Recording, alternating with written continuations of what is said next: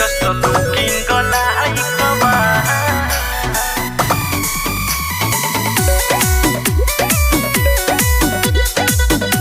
Source of the studio, Delhi. So beautiful and so elegant. Just a looking like a man. फूल जस खिलल बा तोहर बदनमा देख के डोहलो त बुढ़ऊ के मनहमा कबर में भेजबे कारी। फूल जस खिलल बा तोहर बदनमा देख के डोहलो त बुढ़ऊ के मनहमा कि सब लइका सब पूछे ले कहा बटे भावल का बटे भाव। So beautiful, so elegant, just a looking like a man. So beautiful, so elegant, just a looking like a man. I like it. Just a looking like a man. Music by Atul Gupta.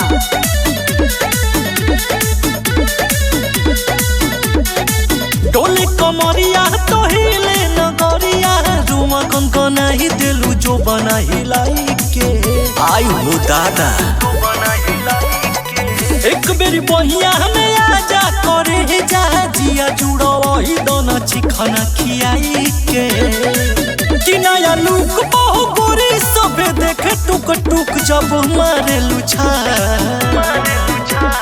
So beautiful, so elegant, just a looking like a man.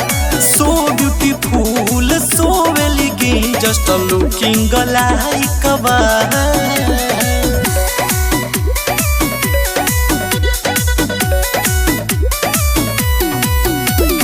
So beautiful and so elegant. Just a looking like a man. नया generation के हो रसीली English में बोला तारू hi fi बोली बाती दियोले लाखों में एक बार तू तो हसीना मार दे गोली साला के हो जदी बोली हो संजय भीम से न सानू के देखाव तरु तो कहे देत बारू घा। So beautiful, so elegant, just a looking like a man. So beautiful, so elegant, just a looking like a man. You are बहुत मस्त। अरे साला अंग्रेजिया तो सही से बोल।